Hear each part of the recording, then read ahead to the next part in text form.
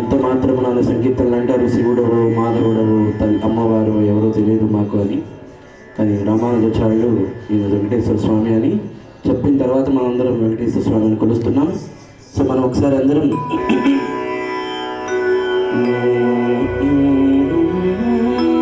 మాధవ కేశవ మధుసూదన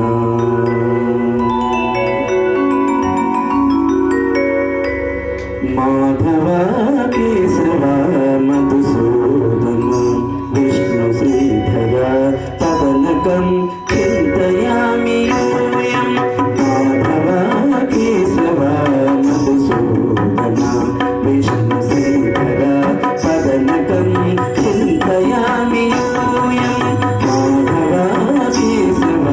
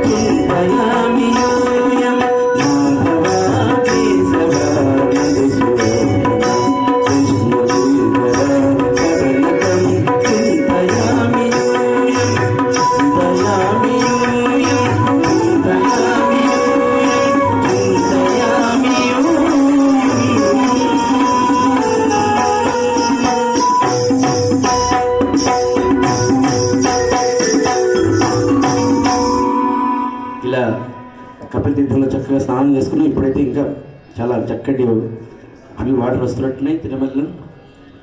మీకు అందరూ కనిపించే వాటర్ చాలా పెద్దగా వస్తున్నాయి. ఇప్పుడైతే మీరు అంతా వచ్చింటే నాతో పాటు కనిపిస్తుంటారు.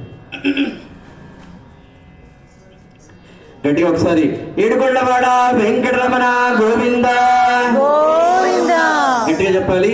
ఏడుకొండవాడ వెంకటరమణ గోవింద గోవింద గోవింద అనే పదం ఎలా వచ్చిందో మీకు అందరికీ ఒక చిన్న చెప్తాను. ఒకసారి స్వామివారు ఈ కశ్యప మహర్షి అనేటటువంటి ఒక ఆశ్రమానికి ఆయన ఒక్కడే వెళ్ళి, స్వామి నాకు ఒక గోవు కావాలి ఇవ్వండి అంటే ఆయన అంటారు, మీరు మీ పత్నితో ఇద్దరు భార్యాభర్తలు వస్తేనే మేము మీకు గోవు దానం చేస్తాము, లేకపోతే చేయము అని చెప్తారు. సరే అని ఇంటికి వెళ్ళి, సరే మా ఆవిడని తీసుకొస్తానని స్వామివారు ఇచ్చారు. సరే వాళ్ళ ఆవిడ స్వామి అమ్మవారు అయ్యవారు ఇద్దరు వెళ్ళి, ఎప్పుడు వెళ్ళారు? ఆ ముని లేనప్పుడు వెళ్ళారు. సో ఆ శిష్యులందరూ ఉన్నారు, వాళ్ళని అడిగారు మాకు గోవు కావాలంటే, లేదు మా గురువు గారు వస్తే ఆయన అనుమతితోనే ఇస్తామంటారు. సరే అని చెప్పి ఇద్దరు వెళ్ళిపోతుంటారు, అమ్మవారు అయ్యవారు. ఇంతలోపు ముని వస్తారు. ఆయన చెప్పారు, సరే ఇచ్చేసేయండి మీరంటే. సరే వాళ్ళు వెనకబడితే వీళ్ళు వెళ్తున్నారు.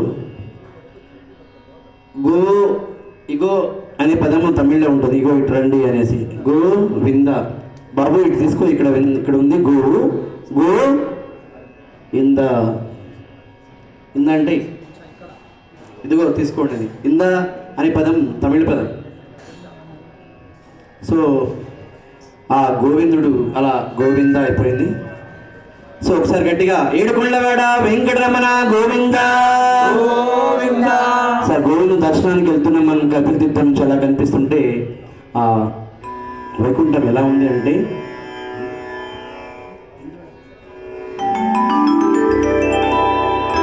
కొండ తిరుమల కొండ అలా మన కపిలతీర్థం నడుస్తుంటే